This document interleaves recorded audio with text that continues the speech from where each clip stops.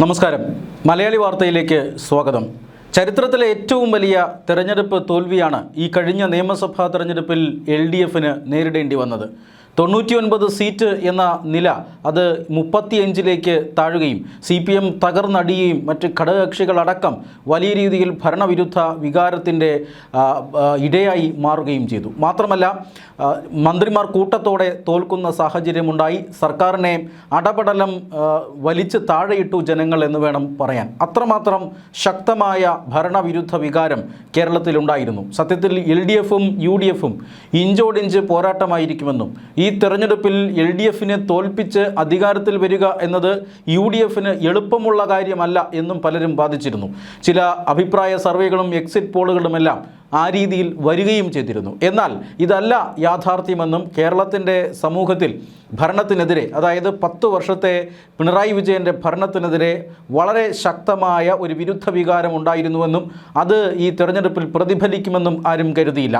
എന്തായാലും 102 സീറ്റുകളോടുകൂടി UDF അധികാരത്തിലെത്തുമ്പോൾ CPMും LDFും തകർന്നടിയുന്ന കാഴ്ചയാണ് നമ്മൾ കണ്ടത്. അതിനുശേഷം LDFിൻ്റെ നേതാക്കന്മാർ, പ്രത്യേകിച്ചും CPMൻ്റെ നേതാക്കന്മാർ പറഞ്ഞത് എന്താണ് എന്ന് നമുക്ക് ഓർമ്മയുണ്ട്. അതായത് ഈ പാർട്ടി ജനങ്ങളുടെ ഈ ഒരു വിധി അത് അംഗീകരിക്കുന്നു, ജനവിധി അംഗീകരിക്കുകയാണ്. മാത്രമല്ല, ഇത് എന്തുകൊണ്ട് ഈ പാർട്ടിക്ക് വിരുദ്ധമായി ഇങ്ങനെ ഭവിച്ചു, ഭരണവിരുദ്ധ വികാരം നമ്മൾ നോക്കിയിട്ട് കാണുന്നില്ല, പിന്നെ എന്തുകൊണ്ടാണ് തോറ്റത് എന്ന് പാർട്ടി വിലയിരുത്തും. സഖാക്കൾക്ക് വലിയ രീതിയിലുള്ള വിദ്വേഷം അല്ലെങ്കിൽ വലിയ രീതിയിലുള്ള പരാതി പാർട്ടി നേതൃത്വത്തിനെതിരെയും സർക്കാരിനെതിരെയും ഒക്കെ ഉണ്ടായിരുന്നു. സഖാക്കൾ പോലും സർക്കാരിനെതിരെ വോട്ട് ചെയ്തതുകൊണ്ടാണ് UDFന് ഇത്ര വലിയ വിജയമുണ്ടായത് എന്ന് പാർട്ടി വിലയിരുത്തി. അതുകൊണ്ട് സഖാക്കൾക്ക് പറയാനുള്ളത് നമ്മൾ കേൾക്കും, എന്തും ഭയരഹിതമായി സഖാക്കൾക്ക് തുറന്നു പറയാം. ഇതെല്ലാമാണ് തെരഞ്ഞെടുപ്പ് തോൽവിക്ക് ശേഷം പാർട്ടി നേതൃത്വം പറഞ്ഞിരുന്നത്. അതായത് പാർട്ടിയിൽ നിന്നും പുറത്തുപോയി, ഈ തെരഞ്ഞെടുപ്പിന് തൊട്ടുമുന്നേ പുറത്തുപോയി പാർട്ടിക്കെതിരെ മത്സരിച്ച 3 സ്ഥാനാർത്ഥികളും വിജയിച്ചു വന്നിരിക്കുന്നു. ആര് ജയിച്ചാലും ഇല്ലെങ്കിലും, പാർട്ടിക്ക് ഭരണം കിട്ടിയാലും ഇല്ലെങ്കിലും ഈ 3 പേർ പരാജയപ്പെടണമെന്ന് പാർട്ടി ഘടകങ്ങൾക്ക് നേതൃത്വം ഇത്തരത്തിൽ നിർദ്ദേശം നൽകിയിരുന്നതാണ്. പക്ഷേ അതൊന്നും ഫലം കണ്ടില്ല. അവരെല്ലാവരും ജയിച്ചു വന്നു. അത്രമാത്രം സർക്കാർ വിരുദ്ധ, പിണറായി വിരുദ്ധ വികാരം കേരളത്തിൽ ഉണ്ടായിരുന്നു എന്ന് ഈ തെരഞ്ഞെടുപ്പ് വിജയം അല്ലെങ്കിൽ തെരഞ്ഞെടുപ്പിൻ്റെ പരാജയം കൃത്യമായ സൂചന നൽകുന്നുണ്ട്. അതുകൊണ്ട് തന്നെ പാർട്ടി പറഞ്ഞത് ഈ സഖാക്കൾക്ക് പറയാനുള്ളതെല്ലാം കേട്ട് പാർട്ടി സ്വയം തിരുത്തുമെന്നാണ്. തിരുത്തുവാനുള്ള എല്ലാ സാഹചര്യങ്ങളുമുള്ള പാർട്ടിയാണ് CPM. അതുകൊണ്ട് തന്നെ സ്വയം തിരുത്തുകയും ജനങ്ങളിലേക്ക് കൂടുതൽ പ്രവർത്തനം നടത്തുകയും സർക്കാരിനെ ഇനി നിശിതമായി വിമർശിക്കുകയും അധികാരത്തിൽ തിരിച്ചു വരികയും ചെയ്യും എന്നൊക്കെയാണ് CPM പറഞ്ഞുകൊണ്ടിരുന്നത്. പക്ഷേ ഇപ്പോൾ CPM അണികൾ വലിയ രീതിയിൽ കോപാകുലരാണ്. അവർ പാർട്ടിക്കെതിരെ വലിയ രീതിയിലുള്ള അടക്കം പറച്ചിലുകൾ നടത്തുകയാണ്. പിണറായി വിജയൻ ഭരിച്ചുകൊണ്ടിരുന്നപ്പോൾ തിരുവായ്ക്ക് എതിർവായില്ല എന്ന ഒരു സാഹചര്യം ഉണ്ടായിരുന്നു. എന്നാൽ ഇപ്പോൾ സഖാക്കൾ പാർട്ടിക്കെതിരെ തുറന്നടിക്കുകയാണ്.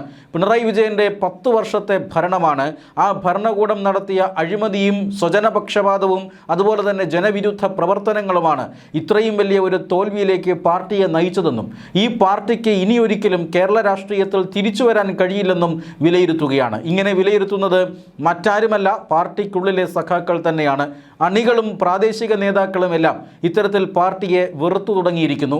അവരുടെ വെറുപ്പ് ഒന്നുകൂടി വർദ്ധിച്ചിരിക്കുന്നു. പിണറായി വിജയനാണ് ഇനി അടുത്ത 5 വർഷം പ്രതിപക്ഷ നേതാവാവുക എന്ന വാർത്ത കൂടി കേൾക്കുമ്പോൾ പാർട്ടിയുടെ ജനസ്വാധീനം കുറഞ്ഞിരിക്കുന്നു. CPM എന്ന് കേട്ടാൽ ജനങ്ങളുടെ മനസ്സിലിപ്പോൾ അറപ്പും വെറുപ്പുമാണ്. ഇങ്ങനെയുള്ള പാർട്ടിയെ അല്ലെങ്കിൽ പാർട്ടിക്കുണ്ടായ ഡാമേജ് അത് പരിഹരിക്കാൻ നേതൃതലത്തിലാണ് മാറ്റം വരേണ്ടത്. നേതാക്കന്മാർ ഒന്നടങ്കം മാറണം, പാർട്ടിയെ പുതിയ ദിശയിലേക്ക് കൊണ്ടുപോകണം. പക്ഷേ ഇവിടെ ആരാണ് വീണ്ടും നേതാവായി എത്തുന്നത്? പിണറായി വിജയൻ തന്നെയാണ്. 10 വർഷത്തെ ഭരണം കൊണ്ട് സഹികെട്ട ഒരു നേതാവാണ് പിണറായി വിജയൻ. ജനങ്ങളുടെ ജനവികാരം എതിരായി മാറുകയും ഇങ്ങനെ മന്ത്രിസഭയുടെ ഉത്തുംഗ ശൃംഖത്തിൽ നിന്ന് നേരെ മൂട്ടിലേക്ക് വീഴുകയും ചെയ്ത ഒരു പരാജയപ്പെട്ട മുഖ്യമന്ത്രിയായി നിൽക്കുകയാണ് ഇപ്പോൾ പിണറായി വിജയൻ. അതേ പിണറായി വിജയനെ തന്നെ വീണ്ടും പ്രതിപക്ഷ നേതൃസ്ഥാനം ഏൽപ്പിക്കുന്നത് എന്തിനാണ് എന്നാണ് പാർട്ടി അണികൾ ഇപ്പോൾ ചോദിക്കുന്നത്. ഇനി അടുത്ത 5 വർഷം ഇതേ വ്യക്തി തന്നെ എന്തിന് LDFന് പാർട്ടിയെ നിയമസഭയിൽ പ്രതിനിധീകരിക്കണം അല്ലെങ്കിൽ നേതൃത്വം നൽകണം എന്ന ചോദ്യമാണ്. മന്ത്രിമാർ അടപടലം തോക്കുകയും മുഖ്യമന്ത്രി പല സമയത്തും വോട്ടെണ്ണലിൽ പിന്നിൽ പോവുകയും ഒക്കെ ചെയ്ത സാഹചര്യമുണ്ട്. ഈ സാഹചര്യത്തിൽ എന്തിനാണ് പിണറായി വിജയനെ തന്നെ വീണ്ടും പ്രതിപക്ഷ നേതാവ് ആക്കുന്നത്? പിണറായി വിജയന് അധികാരമില്ലാതെ കഴിയാൻ ബുദ്ധിമുട്ടാണ്. വാർദ്ധക്യത്തിൻ്റെ അങ്ങേയറ്റത്തുള്ള ഒരു നേതാവാണ് പിണറായി വിജയൻ. 81-82 പ്രായം അദ്ദേഹത്തിനുണ്ട് റെക്കോർഡിക്കലി. പക്ഷേ അദ്ദേഹത്തിൻ്റെ യഥാർത്ഥ പ്രായം അതിലും കൂടുതൽ വരും എന്നാണ് CPM അനുഭാവികൾ തന്നെ അടക്കം പറയുന്നത്. അങ്ങനെയുള്ള വയോവൃദ്ധനായ ഒരാൾ എന്തിനാണ് വീണ്ടും അധികാരത്തിൽ കടിച്ചു തൂങ്ങിക്കിടക്കുന്നത്? പ്രതിപക്ഷ നേതാവായാൽ കാറ്, സർക്കാരിൻ്റെ വാഹനം, അതുപോലെ തന്നെ സർക്കാരിൻ്റെ വസതി ഇതെല്ലാം ലഭിക്കും. ഇതൊന്നും ഇല്ലാതെയുള്ള അല്ലെങ്കിൽ ഈ വാഹന വ്യൂഹങ്ങളും അതുപോലെ തന്നെ സർക്കാർ മന്ദിരവും ഒന്നും ഇല്ലാതെയുള്ള ജീവിതം പിണറായി വിജയന് ഇനിയിപ്പോൾ അസഹ്യമാവുകയാണോ അല്ലെങ്കിൽ അസാധ്യമാവുകയാണോ എന്ന ചോദ്യമാണ് ഈ അണികൾ തന്നെ ഉയർത്തുന്നത്. ഇയാൾ യഥാർത്ഥത്തിൽ ഒരു കമ്മ്യൂണിസ്റ്റ് ആണോ എന്ന ചോദ്യവും CPM അനുഭാവികൾ ഉയർത്തുന്നുണ്ട്. അതുകൊണ്ട് തന്നെ അവർ ഒരു വലിയ വിഭാഗം പ്രവർത്തകർ പാർട്ടി പ്രവർത്തനവും പൊതുപ്രവർത്തനവുമെല്ലാം അവസാനിപ്പിക്കാൻ തീരുമാനമെടുത്തിരിക്കുകയാണ്. മാത്രമല്ല, സമൂഹത്തിലെ ഏറ്റവും പ്രധാനപ്പെട്ട അധികാര കേന്ദ്രങ്ങളിലേക്ക് എന്നും കടിച്ചു തൂങ്ങിയിരിക്കാനുള്ള മുഖ്യമന്ത്രി അല്ലെങ്കിൽ പ്രതിപക്ഷ നേതാവ് എന്തെങ്കിലും ഒന്ന് കിട്ടിയേ തീരൂ എന്ന ഒരു നിലപാട് നേതാക്കൾക്കുള്ളിടത്തോളം കാലം ഈ പാർട്ടിക്ക് തിരുത്താൻ ഒരിക്കലും കഴിയില്ല എന്ന് അവർ ഇപ്പോൾ വിലയിരുത്തുകയാണ്. കാരണം അവരുടെ പ്രത്യാശയെല്ലാം നശിക്കുകയാണ്. സഖാക്കൾക്ക് പറയാനുള്ളതെല്ലാം കേട്ട് പുതിയ നേതൃത്വം വന്ന് അസാധാരണമായ ഒരു തോൽവിയാണ് ഉണ്ടായിരിക്കുന്നത്. അതുകൊണ്ട് തന്നെ നേതൃതലത്തിൽ അസാധാരണമായ ഒരു മാറ്റം ഉണ്ടാകുമെന്നാണ് ഈ ദേശീയ നേതാവ് MA ബേബി പോലും പറഞ്ഞത്. എന്നാൽ ദേശീയ നേതൃത്വത്തെ പോലും തൃണവൽഗണിച്ചുകൊണ്ട് പിണറായി വിജയൻ അധികാരത്തിൽ കടിച്ചു തൂങ്ങിക്കിടക്കുകയാണ്. മുഖ്യമന്ത്രി ഇല്ലെങ്കിൽ പ്രതിപക്ഷ നേതാവെങ്കിലും കിട്ടിയേ തീരൂ. സർക്കാരിൻ്റെ കാറും സർക്കാരിൻ്റെ വസതിയും തനിക്ക് എപ്പോഴും വേണമെന്ന ഒരു സാഹചര്യത്തിലേക്ക് പിണറായി വിജയൻ പോയിരിക്കുന്നു. ഇവിടെ പുതു നേതൃത്വമില്ല, സഖാക്കളെ കേൾക്കാനുള്ള സംവിധാനങ്ങളുമില്ല. അതുകൊണ്ട് തന്നെ ഈ പാർട്ടി ഇനി തിരുത്തുമെന്ന് വിചാരിക്കാൻ വയ്യ എന്നാണ് അണികൾ പറഞ്ഞുകൊണ്ടിരിക്കുന്നത്. മാത്രമല്ല, ഈ പിണറായി വിജയനുമായി ബന്ധപ്പെട്ട അല്ലെങ്കിൽ പ്രതിപക്ഷ നേതാവായതുമായി ബന്ധപ്പെട്ട കാര്യങ്ങൾ മാത്രമല്ല, പാർട്ടി തെരഞ്ഞെടുപ്പ് തോൽവി ഇപ്പോൾ വിശദമായി തന്നെ പരിശോധിച്ചിരിക്കുന്നു. ആ പരിശോധിച്ചതിനു ശേഷം പാർട്ടി നടത്തിയിരിക്കുന്ന വിലയിരുത്തൽ എന്തുകൊണ്ട് തോറ്റു എന്നതിന് പാർട്ടി ഇപ്പോൾ ഒരു വിശദീകരണം നൽകുന്നുണ്ട്. അത് മറ്റൊന്നുമല്ല, വെള്ളാപ്പള്ളി നടേശനാണ് ഈ തോൽവിക്ക് കാരണമെന്നാണ് CPM വിലയിരുത്തുന്നത്. വെള്ളാപ്പള്ളി നടേശൻ ഒരു സമുദായ സംഘടനാ നേതാവാണ്. അദ്ദേഹം ഒരു രാഷ്ട്രീയ പാർട്ടിയുടെയും നേതാവല്ല. SNDP ഈ LDFിൻ്റെ ഘടകകക്ഷിയല്ല.